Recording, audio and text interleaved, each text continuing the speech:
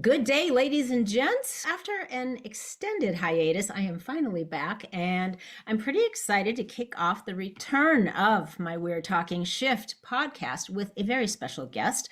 It is the co-founder of Apogee Strong, Matt Beadreau. Matt, welcome to We're Talking Shift. Thank you, ma'am. It is an honor to be here, and you nailed it on the last name too. Well done. Excellent. I did my homework because I wanted to make sure I did not mess that up. So Oh no, nothing God. worse than that. I've had that happen to me many times. So listen, I have your ridiculously impressive bio here, Matt. And since I only get you for 1 hour, I am going to super summarize it and then I'll post the entire bio in the show notes. Is that cool? Yes, ma'am. Absolutely. Thank you for the kind words already. No worries. Absolutely. Okay. In a nutshell, in the educational space, you have been a public school teacher, a public school administrator, a private school teacher, a private school administrator. You were a corporate trainer at Stanford and worked with Fortune 500 companies, standing on impacting audiences exceeding 250,000 worldwide. Wow. Then you got to a point where you decided to leave it all and launch schools that at that point did not exist, which I guess was just a few years ago. Super cool. So before we dive into the Apogee schools and Apogee Strong, I do have a question because I really am so fascinated by that and I want to dig into it. But before we do, my question is, when you were on stage speaking to all of these worldwide audiences, what were you talking to them about? That's a great question. It is very much related to everything we do in the educational space, but people assume that I was talking about the need to change education. And that was rarely the case. In fact, I don't usually get invited back anymore to universities and things of that nature because I'll poke holes in the system that gets people to either start to think or start to get mad at me because I'm asking them to think. What we were speaking about were generational trends and generational behaviors. We were starting to get into the why behind how people operate, why they think the way they think. So I was working with these organizations, and oftentimes what you're seeing is there's 4 or 5 distinct generations. And by generations, I don't mean just because somebody was born here to here. The study of generations is actually trends because a group was born in this time frame. Yeah. They grew up in a certain way, were exposed to certain ways of thinking, right? It was those kind of things. And now you got 4 or 5 generations operating side by side in the workplace. And just because somebody says, hey, we need better communication, and everybody goes, yes, that's right, cool. But you may have 5 very different definitions of what that means. And so we were unpacking that for organizations around the world, it was wildly interesting. And it really got me to be able to understand too, what are the hiring managers? Yes, they're posting a job on Indeed that says degree required this many years, but they're going, we don't care. And we were starting to get some of the insight onto what they actually wanted, what they were hiring for originally, but what they weren't seeing from these college graduates. And it was a long tail conversation around that. Interesting. Yeah, I'm sure that there were a lot of aha moments for people listening who just had not even ever considered that. And it's so fascinating to think about this whole generational thing. And I read that book, The Fourth Turning, I think it was. So there's that kind of macro view of generations and how, I forget the exact phrase, I should write it down so I remember, but it's like that generations that really have to struggle and work and are going through massive hardships. Sure. And then we all want to do better for our kids and make it better for them so that they don't have to struggle and work so hard. Right. And then ultimately we end up creating, not by intention, but we end up creating a weaker generation. It's exactly. So it's very interesting because what you're saying there is you're actually speaking to life stages, right? And so Yeah. what happens is at various points, gosh, I had somebody reach out to me yesterday and he says, hey, I'm interested in coming in for the men's programs that you guys have, but I'm not sure if I'd be in the men's program or the young men's program. And I said, first and foremost, how old are you, sir? I'm 30.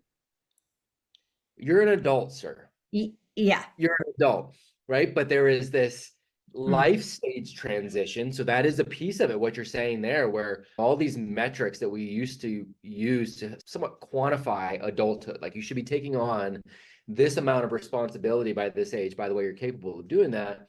Those things are happening later and later in life, right? So now you've got this life stage cycle that's funky, but then the generational part gets even deeper where you have, okay, look at Gen Z, right? They're born roughly after 1995, 96-ish. They've grown up in a world where they don't remember 9/11. They don't remember a pre-9/11 world, right? So they don't understand what things used to look like, how things have been clamped down. They've also never not had technology at the fingertips.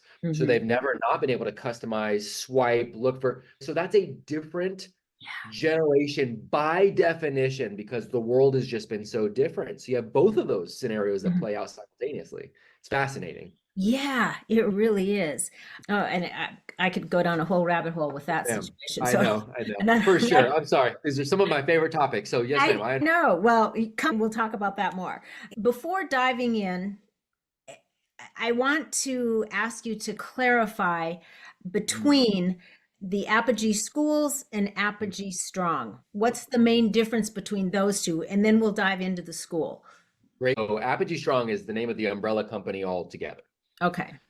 Underneath the Apogee Strong umbrella, we have various verticals that are all designed to stand alone, but they also come together. We say these are they're all the fingers on the hands, right? That's all these fingers can be by themselves, but then they come together to grasp the mission of reseeding sovereignty and freedom for families through disrupting education, right? That's how we describe it. Underneath those verticals, we have a mentorship program for young men. And so when I say young men, 12 to 18-ish, we have hundreds of young men, Not right? 30. Exactly. So they're all over not 30, exactly. So they're all over the world. They've got a very specific roadmap of projects and challenges. It's a year-long roadmap of projects and challenges, recommended readings, workouts.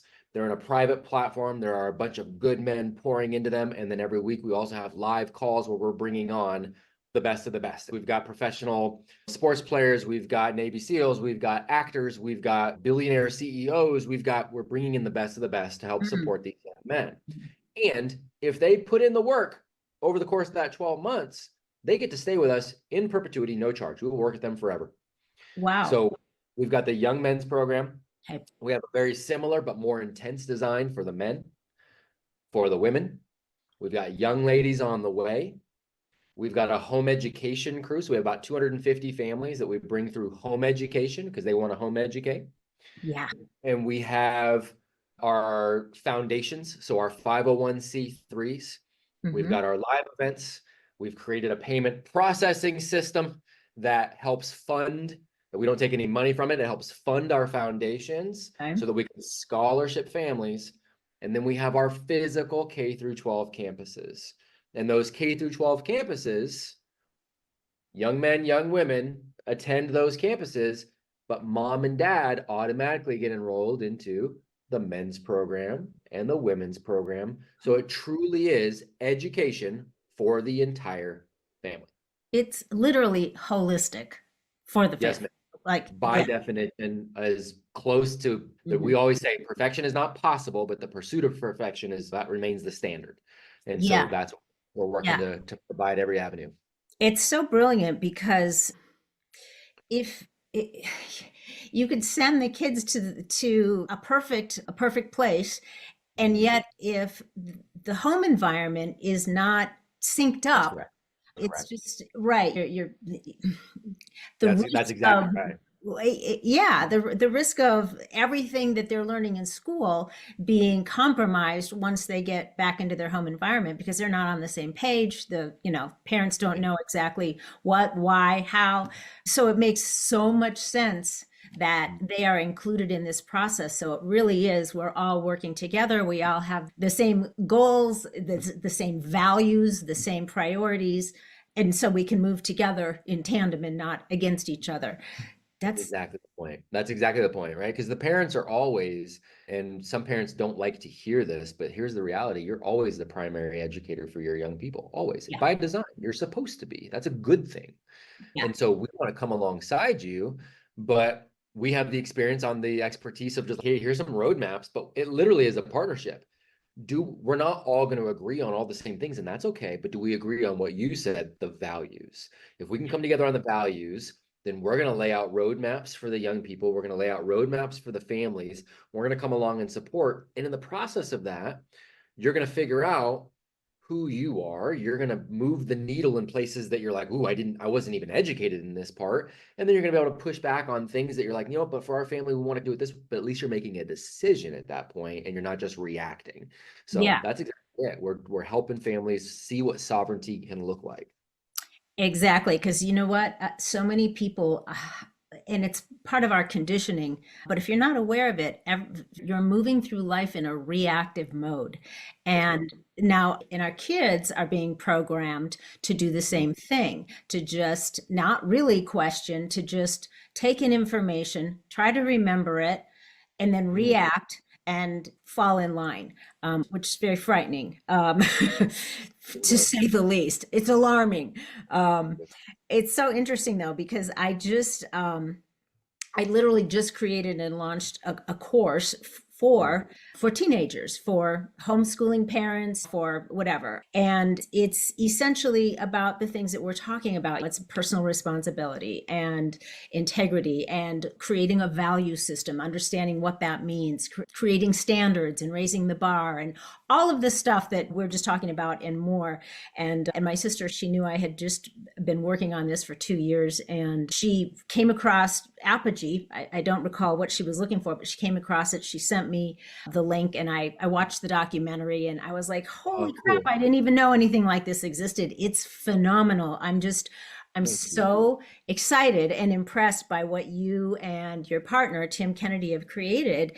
It's Mhm. very exciting. So let's talk more about exactly I was going to say what makes it different, but we just really covered a Yeah. lot of that. Here's one thing that I caught when I was watching the documentary and some of your other stuff, and I wasn't aware of this. What is the Socratic method? Because that is something you talk about using in the Very schools. much so. Yeah, what is that? Most people have heard of Socrates, and we actually don't have anything written directly by Socrates. Everything we know about Socrates was written by somebody else. But what has been dubbed the Socratic method, there's a number of ways to take a look at it. But essentially, the goal is to get people to understand how to think, not what to think, how to think. Now, schooling, government schools, a lot of private schools, they'll go down the road of the cliche of we want to create lifelong learners and we want to teach people to critically think, but nothing in their design is geared towards either of those. Everything Right. is, we've got the answers. There's a very narrow scope of answers that you have to provide at a very specific time. You don't actually engage in thought, never mind critical thought. Critical thought is you actually start to think about your thinking.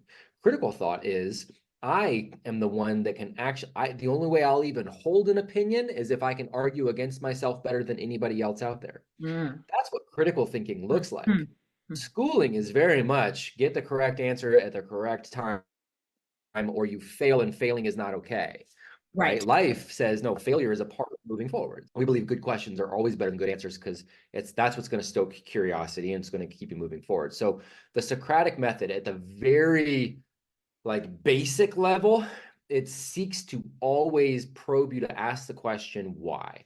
Kids are naturally Socratic by nature. Why, mommy? Why are we eating this? Because this is good for us. Why is this good for us? Because it Right. gives us vitamins. Why are vitamins important? What are those? What are, right? Like Yes. getting down to the root. And we look at it from an adult standpoint, we've trained to go, hey, just because, but if you really think about it, those are deep questions. Hmm. Why is the sky blue? I actually don't know. I still ask myself that question. Right. Why is it? So Yeah. like, why is this guy, right? So at the very kind of basic level, it is getting them to ask questions of the world around them. It is posing those questions to them, teaching them to engage in civil discourse and to really understand why it is that they're saying or believing the things they believe Hmm. and giving them the tools to articulate that. Now we can also set up scenario-based Socratic conversations where you take things like great literature, you take great books. Books have been bastardized in our schooling system. It's become a means to an end to take a test. It's you read this book because you're going to have to regurgitate a certain bit of information. Books are meant to change your life.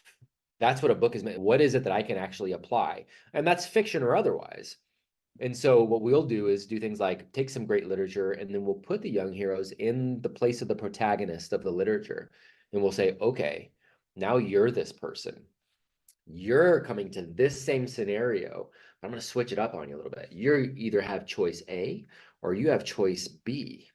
And the way you present it, when people get really good at it, is A or B both sound equally good or equally bad or equally, yeah, they're fine, but I want the end. No, not going in the middle. Pick a side, and you're going to have to defend it. Why? Think through that, articulate that, listen to somebody else who has another point of view, and you guys have to provide evidence back and forth, Yeah. not with the intent of getting to a quote unquote answer, Yeah. but the intent of learning how to think through and go, okay, what would my actions then produce? Yeah. What's the ripple effect? What would Right. be further questions that I have, right? So that's a very critical piece of how we operate. Yeah, yeah. So they're learning how to explore all of the Period. subject matter, whatever it is, and they're learning how to have civil discourse, which Mm, seems to have gone down the toilet all the way up to, across the board very in our much so. culture. So that's really important. It's fascinating. I just don't understand. I do, but I don't. Why our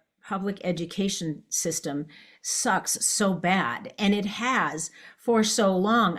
I was one of those kids who, since the day I stepped foot in kindergarten, Yeah. I just knew something inside of me. I don't like this. I don't like it. I never liked a minute of school in my entire life. I Yeah. did not. I was like, why do I have to? By the time you get to high school and the scheduling changes, and I'm okay. I'm a child of the '60s, so when I'm in high school, it's the late '70s, and I'm like, I have block scheduling. I don't have any first period class, which means there's no reason for me to be there. Yeah. It's not logical, yet I still need to be there or I'm truant, Yeah. right? I Sure. have to still ask for a pass or raise my hand to go to the bathroom. That's Sure. nuts. It's just so much besides just what you're supposed to be learning. And it just seemed like this is such a waste of time. And I worked. All I wanted to do was get out of there and work Yeah. more. Yeah. And so now we have, though, so nothing seems to have changed. My kids went through school. I didn't even know about homeschooling when my kids were born in the Sure. mid 80s. Had it been on my radar, I was still pretty young. It just wasn't on my radar. And I wish it was, because I totally would have tried to pull that off. But we got them through and they're good. But I think that the system just is so broken, and it just seems to get worse. It doesn't seem to get better. Do you see a scenario where the public education system can improve so that, how does Never. that, right? It won't. It won't ever. Because by the way, I don't even say that it's broken. It's doing exactly what it was always intended to do. Which And is, which is break human beings and create an obedient population. Like that's essentially what it is, right? And when I say these things, people automatically go down these other rabbit holes. So I want to be very clear up front. There are good human beings in the public schools. There are really good people who are teachers. There are really good people who are administrators. I am very much on their side. I am very much for them. I love them. I support them. I worked with many of them. I was one of them. yeah, So agreed. right there with you, right there, 100%. In public schools, government schools. And when I say government schools, I want to also be clear, a lot of private schools are modeled after government schools. So they're Mhm. not different. Parents are paying for it, but they're the same. Sorry, the quality of instruction is no different. Sorry, the clientele may be different. You may have a different socioeconomic status, but I promise you all of the same problems are there. Mhm. I promise. I'm not a fan of the system. It's not the people in the system. Now, I want good people to always be in the system because it's not going away. And because there are young people who will never see better humans than they do when they step through the halls of those schools. They don't have good parents at home. They don't live with good people. So when they go to the schools, they have exposure to some good humans. So I want that. I want them there, but we need to build something outside of this because the design of school in general is to build an obedient population for the Industrial Revolution. It was designed to get kids out of the workforce early, not to protect them, but to prevent any kind of innovation, to prevent real education from happening. Schooling and education are not the same things. I loved school. Know why? I loved being social. I loved seeing my friends. I loved the sports. I loved the girls. I loved all of that. And I knew the game. So I could get straight A's with no effort. Ah, So I loved it. But wait, even though I loved it, I came out and went, shoot, now that I'm not a student, who am I? What do I do? How do I actually engage with the world? The world doesn't care that I could play basketball. The Right. world didn't care that I could talk to a girl and not feel shy. The world didn't care. I had to provide value. I had to know something about myself. I had to go create value somewhere for somebody or for myself, or I had to do something and I didn't know what that was and I didn't know how to do it. And that's when I went, shoot, I wasted a lot of time. And I saw the game for what it was. And then I went and wasted more time in college and did the same, right? I got better at sports. I got better at girls. I got straight A's again and still came out and went, shoot, I still don't know who I am. I still don't know what I want to do. I still don't know what I can create. I still don't understand how to develop a skill set that'll actually move my life forward, because life doesn't require the same things as school does. And now I'm in debt too. So now what? Yeah. Right? That's the scenario for so many of our young people. Yeah, it's tough. And what's so amazing is there's so much exposure now to what has to this whole scenario. I think that Mhm. one of the blessings that came with the whole pandemic nonsense, all of that stuff, was the people became aware with kids learning at home. All of a sudden, the curtain was pulled back, and people were seeing what their kids were being exposed to all day, every day, and it really just opened the door to a whole new mindset for a lot of people about, okay, you know what, this is not what I was thinking it would be, and this is not what I want, and now I need to look for an alternative because this is not good.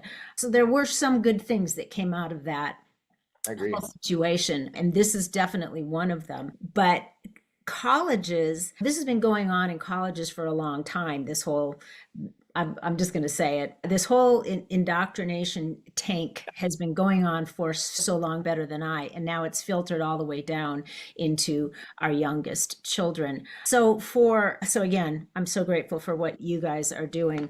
But what about people? Okay, they're not quite in a position or in a place where they're able to dive into something like Apogee. They're still stuck. Maybe it's a single parent, so they're out making and earning a living, and they can't be homeschooling or whatever.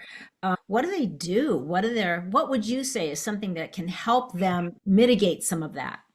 It's a really good question, and we get that question quite a bit. And I empathize, and I do. One of the things that I will very much vehemently push back on is when people reach out and go, "Okay, must be nice because you live on a farm and your kids get to do all these chores outside. Must be nice because you had a school that your kids could go to because it was a school that you liked and you liked how that whole thing worked because you had created the school. Must be nice because there's all of those must be nices, right? Yeah. And I remind people that it is extraordinarily nice. And I say, you know why it's so nice? It's so nice because I was in my early 20s and I lived in a Toyota Corolla for a while and it was, by the way, it wasn't even a nice one. It was a 1982 Toyota Corolla. It was bright yellow and it had sheepskin Oh, seats. I'm sorry. So, right. So I lived, it is nice because I remember having to put all the groceries back after I had got groceries because I thought I had money in my account and I didn't. And so I just didn't get to buy food. So yeah, it must be nice. It is nice because I spent 7 years working every single day. That's 7 days a week for 7 years straight to make sure that I was working two jobs. One, paying for making sure that I could take care of my family. And then the other, building the schools that I wanted my kids to go to. They didn't just get to go there. I had to build that and to create that. Yeah, it is nice living on a farm. This is our ninth house. We Mm, have right. So it yep. is, I want parents to realize it's supposed to be hard. That's okay. This Yeah. is what hard feels like sometimes. So sometimes when you're starting that, hey, I'm a single mom, I can't. Or, you know what, we just live in this community. We don't make a lot of money, so we can't. Mhm. Stop yourself right there. Not everybody can right now, but you can eventually. The question is, are your kids more important than your excuses? Like, Yes. that's the question for me, right? So, Yeah. depending on where you are right now, there's a number of different things that you can tackle immediately and then look to the long term. Yes, I think Apogee schools, obviously, we're creating these for a reason. And we're creating the foundations to try to make these accessible to good human beings as Mhm. well. Like Mhm. we're trying to make it actually so that cost is not something that prohibits anybody. But until we can get there, there are other school systems that are smaller school systems that could be an option for you. Home education can still be an option if you've got coverage for your kids. Maybe you got mom and dad nearby and they can watch the kids during the day, and then you can come home and work with them in the Yeah. evening. Yeah. Maybe you've got other friends and families around you that also would love to do it. And so you can figure out, hey, let's just band together. You take Monday, Tuesday while I'm working, but then Right. I'm off Wednesday and Thursday. So I'll take them Wednesday, Thursday. Maybe you can do that. Maybe you just start working towards figuring out, hey, maybe I don't. I had a single mom who was like, I can't. And as we Mhm. started going through things, I'm like, your car payment is $900 a month. You are living in a rented house that's a 5-bedroom house for you and your child that is cost you in California. And this house was costing her was like $2,800 a month. Oh God. So I promise you, if you're willing to downsize a little bit for Right. your child, you'll have some opportunities, right? There's a million different things, but even if you really truly are in a scenario where you can't yet, then figure out what is the next step to making this a can. Do Yeah. I need to get next? Do I need to get another job? Do I need to start talking to people about banding together to launch something in our community? What are the next steps that make sense? Mhm. Just don't give in to the can't. Yeah, instead of the all of the reasons that you can't, coming up with how could I? How might I? Yeah, And I think yeah. you're right. And I think with what's been popping up now lately too, over the recent couple of years, is these micro schools. And I think that fills such a nice gap for people that, okay, I Mm, can't take on yep, homeschooling all yep, by myself because of whatever. And maybe you're not in a position to find a school like Apogee or something, but there are people that and teachers that have become, I don't want anything part of the public education system anymore, but I love teaching and I love kids and I care. So they're starting these micro schools where, if you got 2 or more kids, as long as they're from different families, you can become an instructor and have your own micro school. And some states will even, I think, offer financial support for parents that want to send their child to a micro school instructor, and some charge. I guess it varies from state to state, but sure. I think it's really such a cool idea for people to go, I can't do this on my own, but maybe if I just start reaching out, like you said, to some Yep, family, to some friends, to some other people I know that feel the same way, right, maybe if we band together, we can come up right, with an alternative, because you don't have to send your child to a public school. You can do this on your own or in concert with some other people. you And can. you're in the whole this whole, oh my God, I even remember people talking about this in the 80s, but they're not going to get socialized if they're Oh, if goodness they're not in gracious. public school. And even Goodness then I was like, gracious. they're animals. What do you want? It's They're not one of the biggest, most pervasive myths is this whole concept of socialization, right? yeah. This thing that has been created, this concept of socialization. Okay, cool. You're always being socialized. Who's doing the socializing? Well, if I don't send my kid to school, my kid's gonna be weird, right? Maybe if you are, like, because that's the biggest indicator, by the way. Who's the parent? Right. Right? Like, how do you operate? What's normal in your house? That's the biggest indicator. And I ask parents, like, yeah, I know, I just don't want them to be weird. Okay, cool. Did you grow up in public schools? I did. I grew up in public schools. Okay. Were there any weird kids in your public? Oh my gosh, yeah. Uh-huh.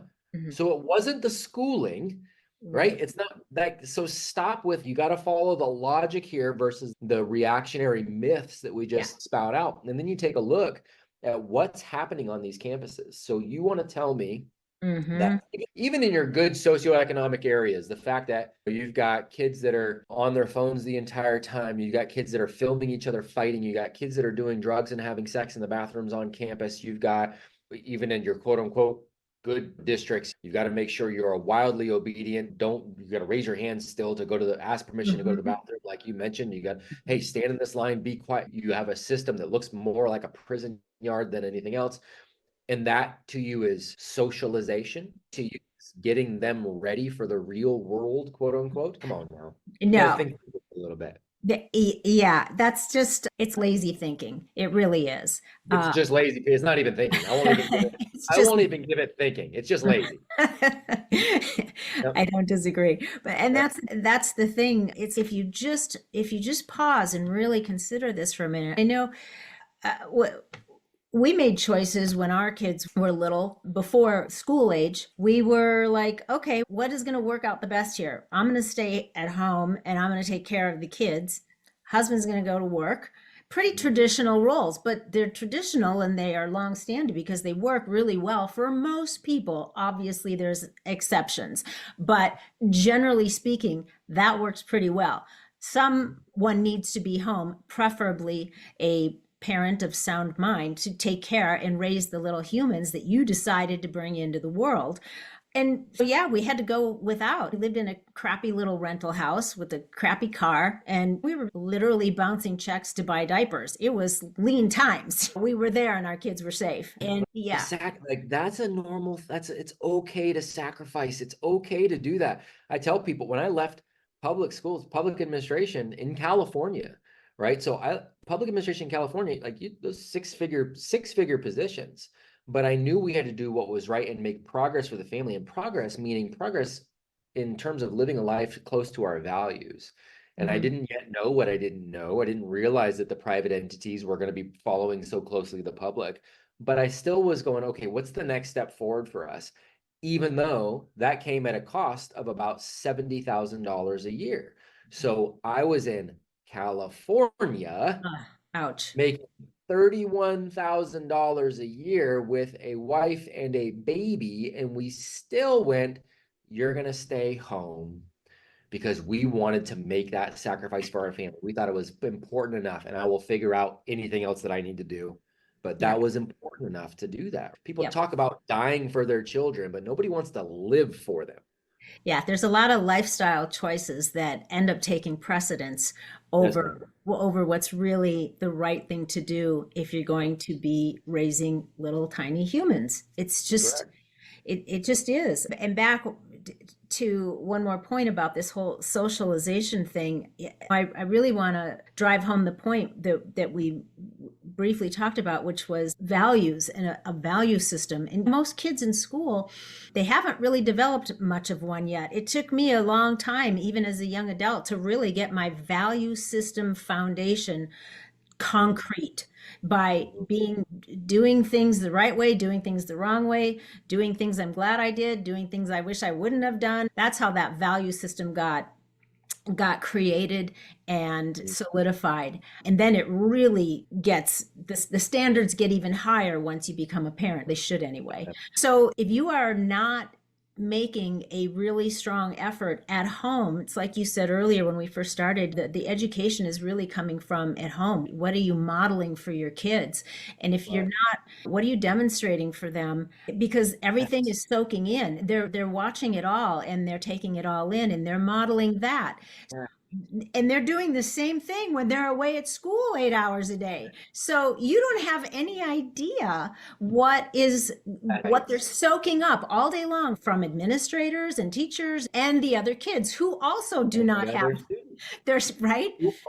That's right. What you're speaking to, the premise of all of this is actually really simple. I'm not saying it's easy, but the premise is very simple. So I walk parents through this all the time and I say, okay, look, and so I'll do this with you too, because I'm pretty sure I know the answers. And so there's nothing trick question here. So Okay. Loree, I'm going to make an assumption.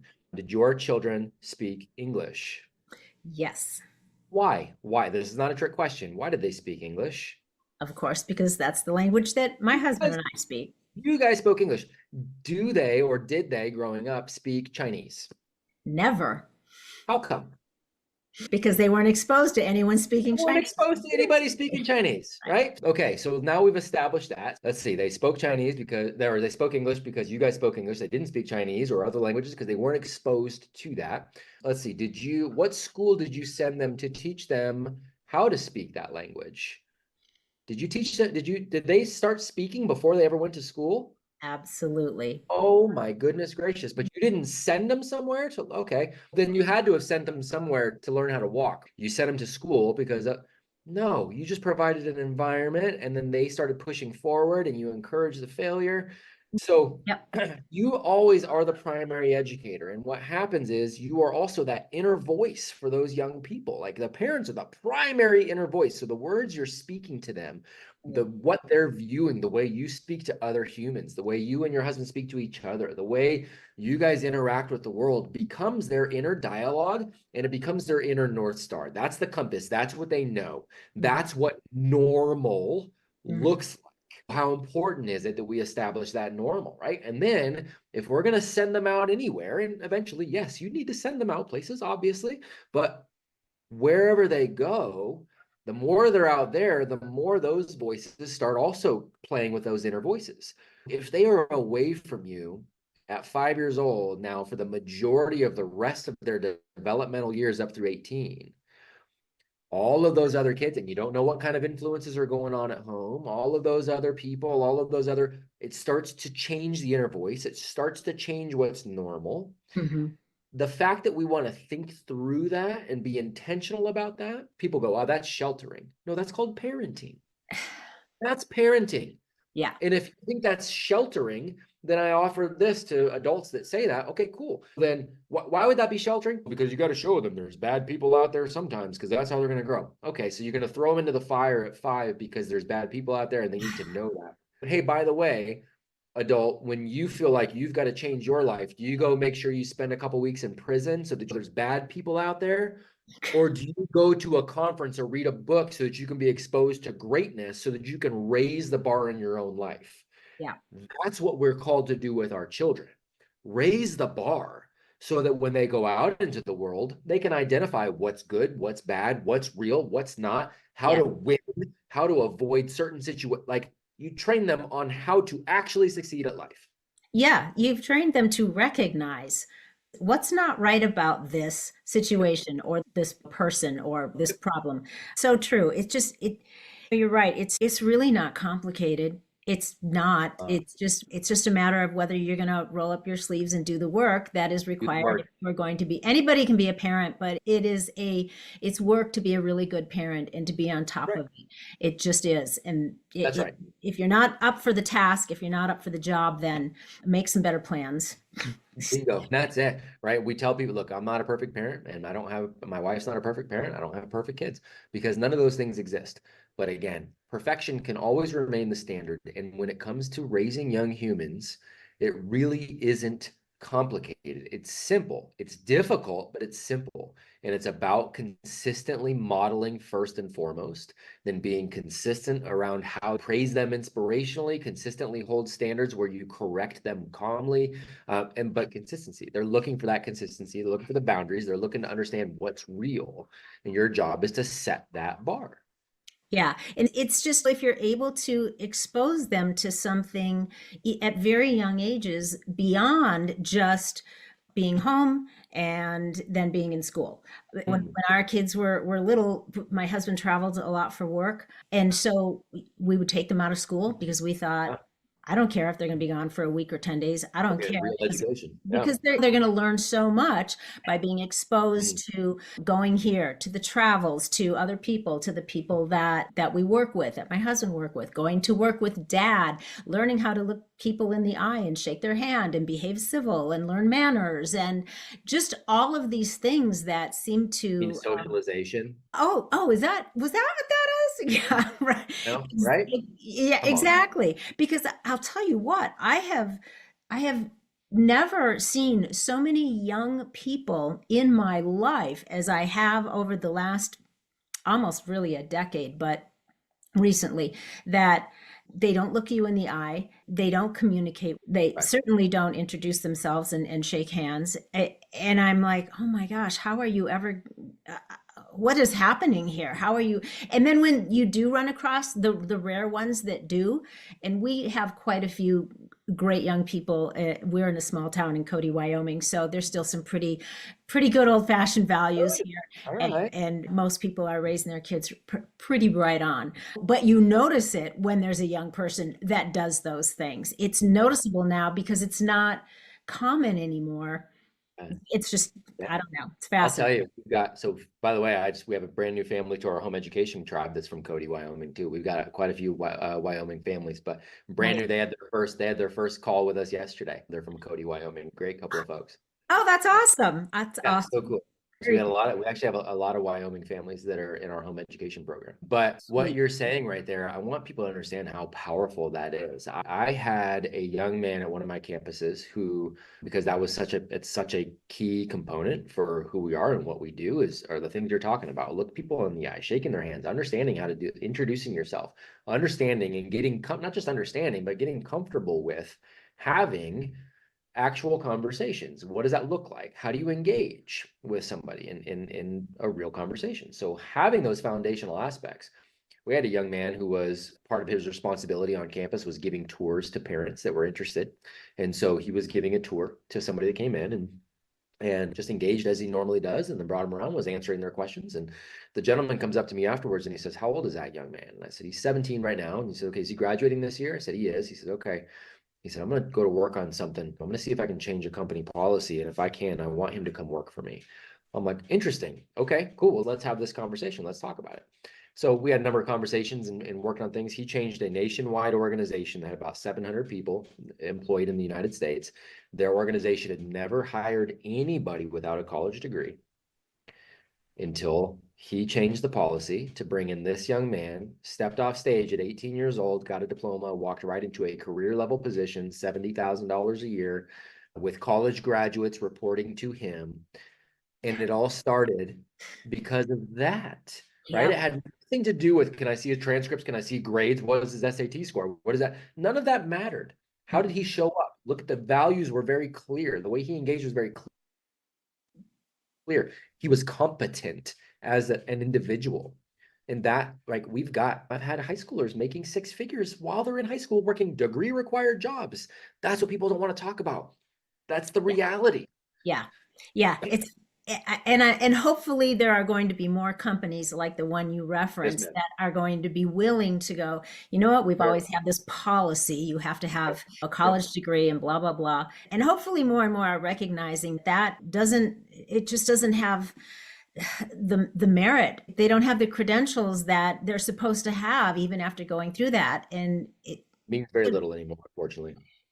yeah, it's sad. But you know what? Things have to just really, you get to a point where systems that have been in place for a long time, once they get to this point where they're now literally counterproductive, things have to crumble in order for something new to come in and replace them. And that's in the thick of it. And you are right there as a leader in that space. So things are changing right before our eyes. Yes, And man. you're a change maker. So good on you. Absolutely. So I know we're coming up to the end of our hour, so I wanted to dive in a little more to the Apogee Strong Foundation, but maybe we save that for another one, or do you think we have time to talk a little more about it? I'll give you something at a high level and see if it triggers something. I'm always glad to come back and chat though. Okay. But the reality is we created this foundation for a number of reasons. One that's pretty obvious and one that's not as obvious. The obvious reason is, look, we know we're creating programs and we're creating campuses that cost money to run and they cost money to attend. And there's nothing wrong with a capitalist society. I'm all for it. And I think people should be able to go to the free market and see what they can do and provide a better service and make money for that. I'm fully in agreement with that. But I also understand that there are a lot of people who are, like we talked about earlier, they're coming to the point where they realize, oh, shoot, school is not what I thought it was. It's not what I wanted to be. And now I feel stuck. I would love to send them to this campus. I would love to send them to this program. Ooh, I was never planning on it. I'm not in a position right now financially to be able to do this. Shoot, what do I do? And so we understand the downside of any kind of privatized ed is that you have to pay for it. We want to build out an endowment fund enough to where we can make these campuses accessible to anybody and everybody that agrees with our values so that socioeconomics does not play into whether or not you are able to go get a real education. So that's the one that's the most obvious, right? And so we're doing that, just saying, hey, look, people, you can donate directly to the foundation, or another way that we created was our Apogee Pays, which if you use PayPal or you use Stripe or you use any of Mm, those things in your business and you lean more towards, you've got values that maybe don't align with kind of their ideologies too, you can literally transfer to Apogee Pays, operates the exact same way. And mm. instead of us making money on it to go push these agendas that really don't agree with your values anyways, that margin goes back into the foundation and allows us to scholarship people to attend these campuses and functions. That's phenomenal. I'm totally going to look into that. That's amazing. And we just want to make these things accessible. So we've got a lot of businesses that are switching over. All of our tuition on our campuses is run through that too, so that it automatically builds out a scholarship platform for their campus. Mhm. We're just trying to make it as accessible as possible for people. So that's the one that's the more obvious why behind it. The less obvious why in our programs on our campus, on our campuses, and in our mentorship programs, remember, those are designed to be able to stand alone or work together, right? The financial education piece is huge. When we're talking about sovereignty, we're talking about, it's hard to argue against needing to understand how money works. It's important to understand getting you to a sovereign level. How does money actually work? How do you not only make more, but how do you keep more of what you make? How are you able to get yourself in a position to be able to give more? How are you able to understand that there's not even just one tax system in this country that's legal? There's two. Most people don't know that. So how do you Mhm. operate in that separate tax system? Because, oh my gosh, that actually lets you give more of your money rather than getting more of your money just sucked out to the government. There's a lot of things that people don't understand where it's just like, no, you go, you try to get the highest paying job you can and put money into a 401k. Okay. How about some other really practical strategies that you can start working towards? So that foundation is also a representation of what we show our people how to do for themselves and their families. Mm. That's phenomenal and so needed because as financial illiteracy Yes, ma'am. is it's rampant and it's not uncomplicated, but it is Sure. but if you decide that there must be a better way and you want to find it, you will if you just do Promise the there are, work and yes, learn. there are better ways. Yeah. Yes, very much. And it's such, again, it's an unavoidable piece of growing into adulthood. You are going to deal with finances. You are going, okay, great. So instead of it being something that's scary and that has to, let's have it be something that you embrace and start to understand. Because with some simple tweaks and some, you just start looking at it differently. Just like I always say that school and education are not the same thing, Right. right? The way we're taught to work with money versus the way money actually works are also not the same thing. Yeah. So if we teach you how this system actually works, it changes your entire bloodline. Mm-hmm. And I would Wonderful.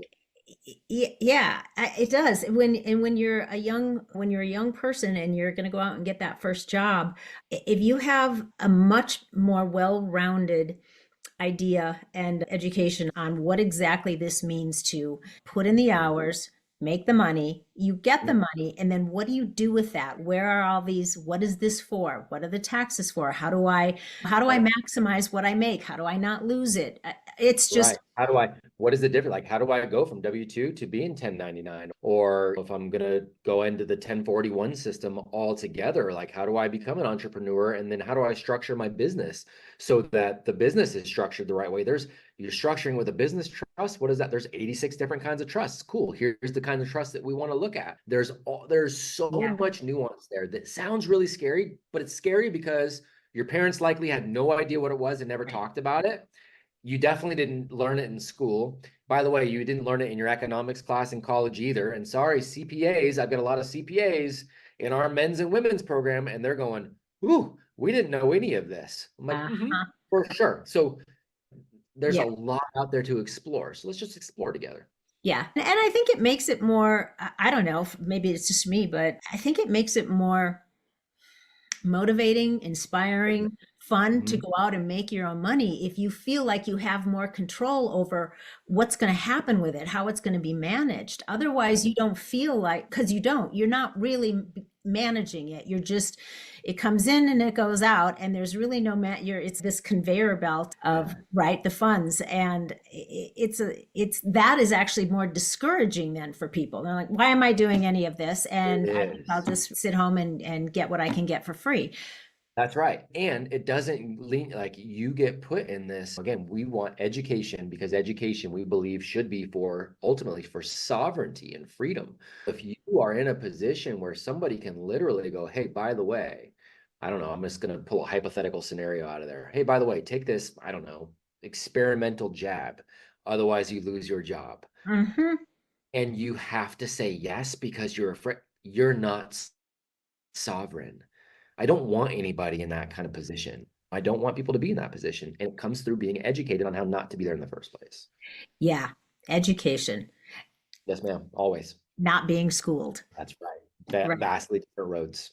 Yeah, I love it. Oh my God, I could just talk to you for another couple of hours about all of this stuff. I know that you have to run, but Matt, thank you. I want to put a pin in this real fast though.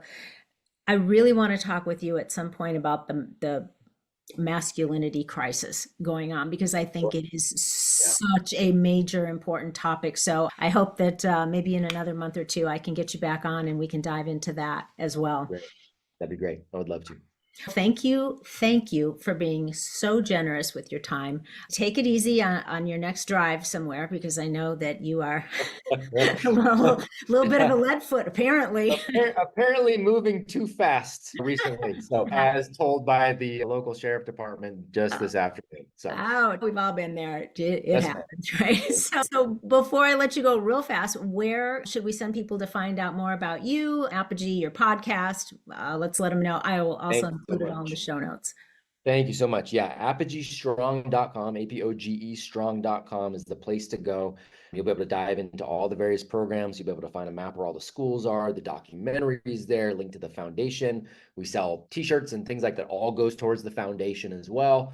So all of that is at apogeestrong.com. I'm active at my name on most social platforms. I don't do TikTok, but otherwise I'm on most social platforms at my name. People can reach out directly to me there, apogeestrongfoundation.org, if you're interested in helping, or Apogee Pays if you're a business owner and want to switch stuff over there. And then everything comes out. Some of the mentor calls we'll use as podcast episodes, and the podcast is called The Essential 11. We got a few hundred episodes with amazing humans on that as well. So those are all the spots. Sweet. Awesome.